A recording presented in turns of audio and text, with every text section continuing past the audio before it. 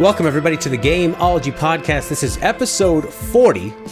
We are talking about AI in games, Team AI. I am one of your permanent hosts, Matthew Falva, and I'm joined, as always, by... Attila, Gabriel Bagiski.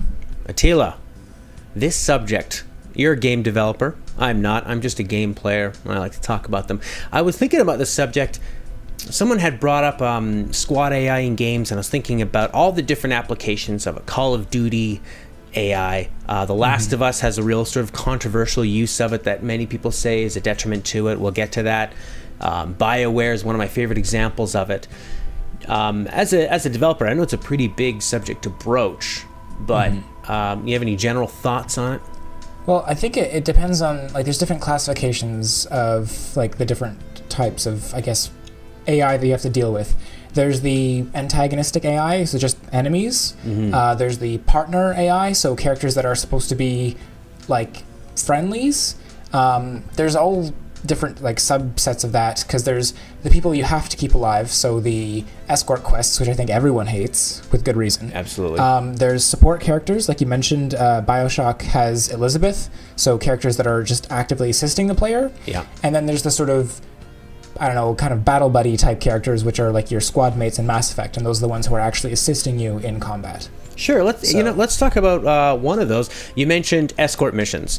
Now, one of the problems with escort missions is that it's never fun if a character you're escorting dies and you feel like there was nothing you could have done because they just missed their path or they weren't responding to commands. Breath of the Wild had an escort mission. I held my breath when I first saw it, but they handled it pretty well because the character, when you're climbing up Goron or Death Mountain, a big fiery mountain, they respond to commands and they either move or they stop. And it's sort of like a spotlight game where you're trying to stay under certain areas, watch out for enemies that are coming down. And I felt like that was handled pretty well because you had direct control over them. Another Zelda example is the Ocarina of Time when you're escorting Princess Zora out of Jabu Jabu's belly. The great thing about her is that she doesn't move and she can't be injured. You just pick her up like an object. Nintendo treating women like objects. And you place her down wherever you want. I think you could even throw her. She won't get harmed. You can deal with the trouble. You can just pick up and move along. Yeah, they had a similar mechanic in Wind Waker, which I felt they handled really well, where you had one of the sort of songs you could play with the baton was a Song of Command, I think it was called. No, I don't know, something close to that anyway. And you could sort of take control of one of two characters to help you through a dungeon. Right. And similarly, like, if you have complete control over those characters, then you're placing them where you need them to be. Otherwise, you just have a simple, like, follow me command or a stay put command. So it was relatively simple to have them help you through those dungeons, and I don't think anyone had any complaints about those parts of the game. Right. That I felt. Yeah. In terms of Last of Us is a big one I wanted to talk about because the involvement with your teammates and the cast members in that game is so important to the execution of the story and what makes it really fun. It's all about the story and the plot and the interplay between the relationships of the characters. One of the most dangerous enemies is called a clicker, and they can't see, but they can see you by hearing you. So there's a lot of echolocation. That's right. Sort of so there's something. and it's kind of handled a little bit clumsily if you look too far into it, but it's a game, so don't look too far.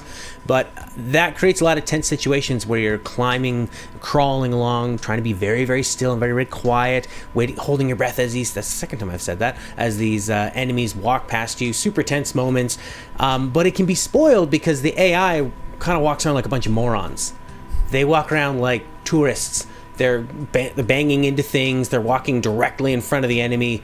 I would imagine they chose to make your partner AI not affect them just in terms of difficulty. And that's thank goodness, right? Yeah. You would never want that. Exactly. But I mean, I guess what they could have done to improve it was maybe have them stay further behind you, maybe try to keep them always out of sight of the camera so that whatever idiotic things they're doing is behind you, and if you turned around, they would sort of just stop. We weren't doing anything dumb. It's just when they get in front. I mean, it's still a fantastic game, and I'm sure that is a big problem, but I think that brings up maybe the main philosophy difference is how much should your AI be in charge of and responsible for, and how much should the enemy difficulty be? And those need to sort of find a perfect balance. Right. Well, I guess in the example of Last of Us, like you really, it's really difficult. Like it's an ongoing problem, right, to create AI that can navigate spaces. So having the side characters like not perfectly navigate the environment, not be like as super silent as you would expect them to be, ultimately that's just a problem where they had to dedicate and say like, okay, we've put this much time and effort into creating this sort of partner AI, having them take cover, having them move around, navigate hallways, all that kind of stuff. At the end of the day, they just had to say, look, they're gonna do some stuff that seems inconsistent. The best thing we can do for the player, for the sake of gameplay, is make it so that you can't fail because of them. Yeah. And I think that was absolutely the right choice to make. Like there's only with like the most amateur decision would have been to leave it so that if they cause noise, then it can kill you. I have seen like 1 or 2 gameplay clips where Ellie knocks over a physics object. That creates noise and that gets the player killed. Okay. But it's never like their footfalls or whatever that directly kill the player. It was only like she knocked over a physics object that caused a sound source which attracted the clicker and it happened to kill the player. So it wasn't that it alerted the clicker to the player's presence directly, it just brought them in that line. So it's definitely still not ideal. But at the end of the day, it's nowhere near as bad as a game where you would have actually had to protect any of those partners, not just Ellie, but other characters who you have alongside you, because that would have made those stealth sections just incredibly frustrating. Personally, the way I got through those sections was I just crafted a whole bunch of shivs, and every time I got near a clicker, I just killed it. I just didn't want to deal with the sneaking around, only insofar as just using the shiv to auto clear those sections. Awesome. I mean, I know that there's stealth appeals to some people. I'm just not necessarily one of them. If I had a shortage on shifts, then I would try to get through it without using them all up. But anyway, in terms of like how much responsibility you want to give the AI in a given encounter, I guess it sort of lends to the scale of a situation. Like it feels more intense if you've got a bunch of characters on your side all hailing fire on the enemy, and they've got a whole bunch of guys all hailing fire on you.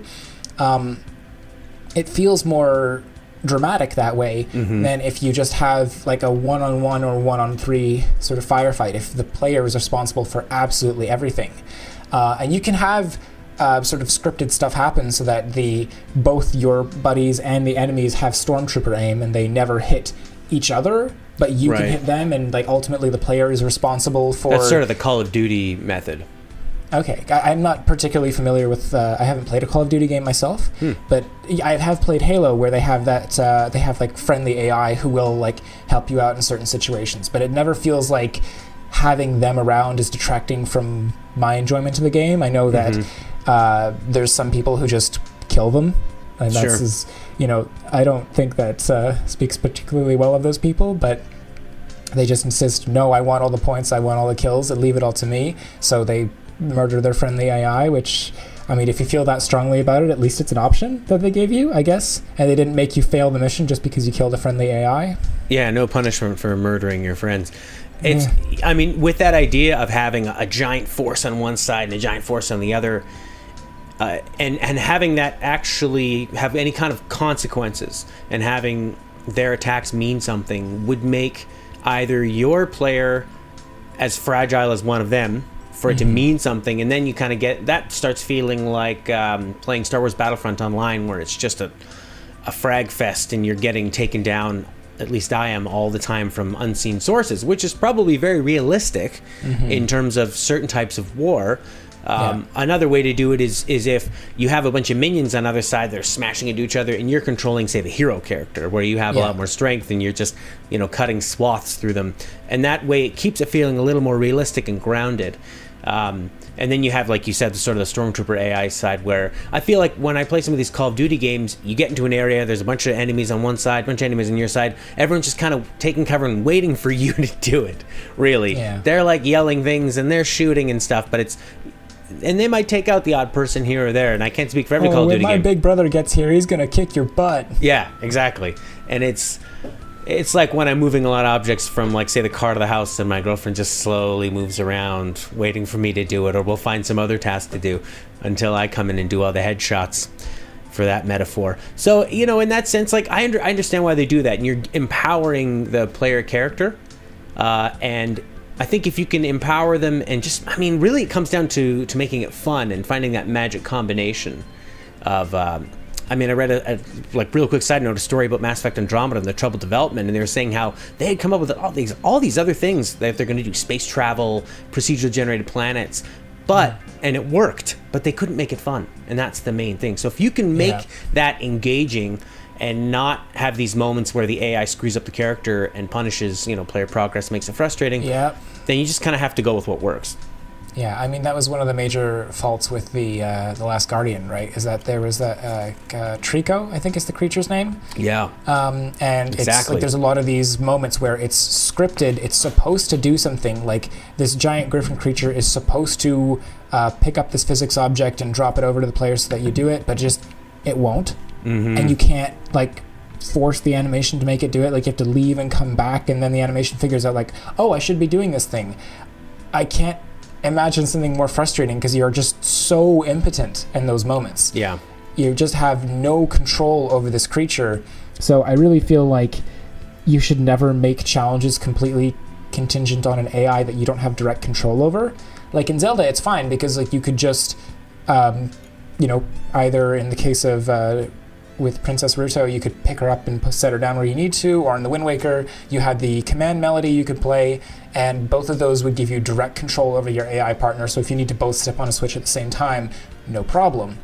But those sort of circumstances where you just have to wait and hope that the AI gets into position, or I think there was the one of the recent Star Trek video games where you play as Kirk and Spock. They had the sort of similar situations where if you're trying to play that game single player, without another human controlling whoever the other person is, right, you could be locked into a position waiting for your buddy to come help lift you through a duct, and in the meantime they're crushed underneath an elevator. There's just, you can't advance, you're stuck. The game is effectively soft locked, is what it's called, when you the game isn't technically frozen, but there's nothing you can do to advance the circumstances, so you have no choice but to reset it. So that's what soft locking is called. So yeah, and you can end up in those situations a lot whenever you rely too heavily on AI. I think the most responsible thing a developer can do is just sort of admit the fault of an AI and just say listen, sometimes it's not perfect. If the player makes it to this point, they should be able to advance anyway, whether or not the AI catches up. Just give a little time window.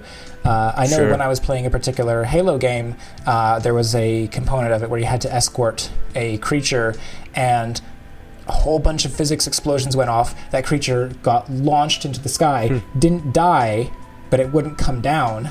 And then I was just standing in front of a door waiting for this thing to unlock it. It wasn't coming down. That was it. I had to reset, and I lost 2 hours of progress. Oh my god. Yeah. I had to replay that entire chapter because it checkpointed me, of course, the second after this thing had gotten knocked up into the sky, and that was it.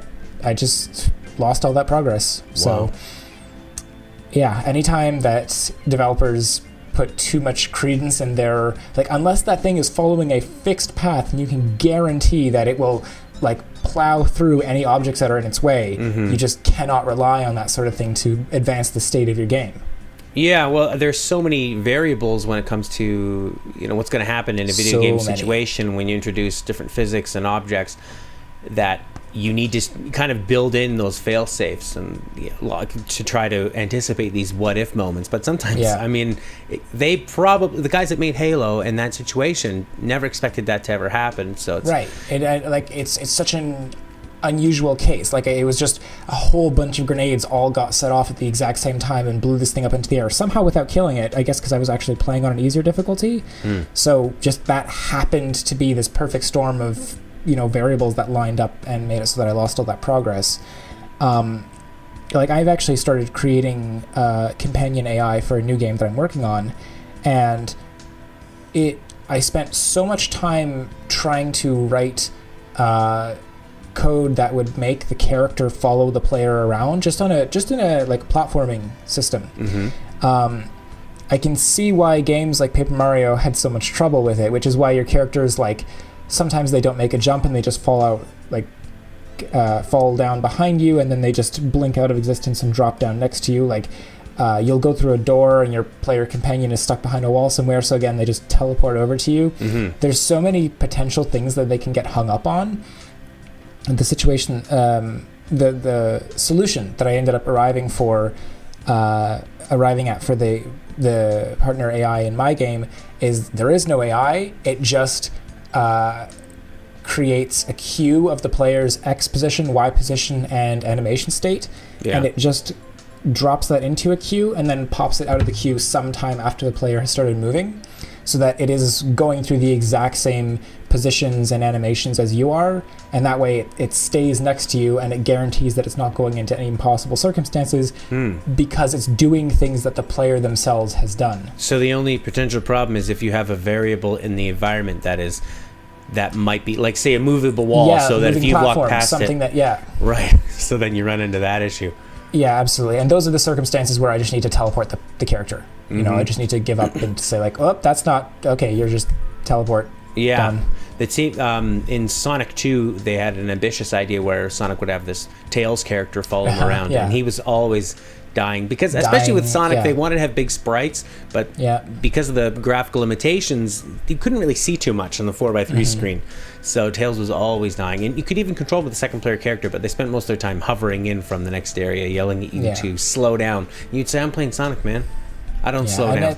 It's one of those things where, like, thank God they made the decision to make him immortal, because if they'd have actually made him die, it's like, well, so much for that. Too bad they didn't use that immortal power of his for good. It would have made dealing with almost every other situation easier, but Sonic wanted all the glory. I think there's a Darkly sketch about that. BioWare has sort of a different take on it, and I'm thinking especially about some of their older games that were still rooted in you can pause the game and issue a bunch of commands, like Knights of the Old Republic and some of the games around that era. In those games, they make all of your AI just as important as you are, if not more important in some situations. The difficulty is raised to the point where one character shouldn't be able to complete most of the more difficult battles, and that lends itself really well for, say, strategy game, because you can pause the game and actually go in and tell everybody what to do frame by frame. It doesn't really work in a real-time situation unless you can control some kind of Final Fantasy 12 had like a gambit system where you would program the AI of your characters. I've been playing Final Fantasy 13, and you sort of set them up with a different role, an attacking role, a medic role, a synergist role, and then they perform those. However, sometimes in an older turn-based Final Fantasy game, you can get down to it where you go, all right, if this person doesn't execute this health spell this turn, we're all going to die. Good thing I have direct control. And that would happen in Final Fantasy 13, where the AI just doesn't do the medicing spell fast enough, or they don't cast it at all, which is, a big kind of problem. They tried to go around that by having potions now affect all three members of the party, because you only do control the one, and by giving them such specific roles as you're a medic, you're a fighter. You kind of railroad them into acting that certain way. But because it's real time, there's just instances where you're going to suffer where you wouldn't have if it was turn based. So, and then in the later, well, actually, let's just talk about that. I mean, did you have any thoughts regarding that style? Because I think that kind of comes down to the type of game. It becomes more of a strategy game. Yeah, in particular, you just sort of reminded me of one of the other things I was going to mention. In one of the Resident Evil games, I think the 5th Resident Evil game, the one that was rife with controversy, but all that aside, you had a partner character, and you have limited inventory space in these games, so you could offload some of your items over to her, some of which are these healing items, which they come in two different size quantities. One, there's a small one that only heals like a little bit of health, and one that's a large one that heals like your full health bar or whatever. Right.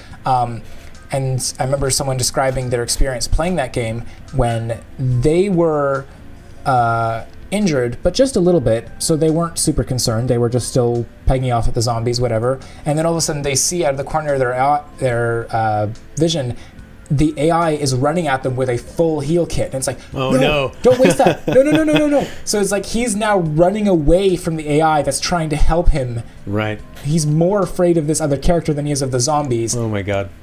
They have failed as designers in that situation. Like, that's just... again, the best thing you can hope for is a character like Bioshock...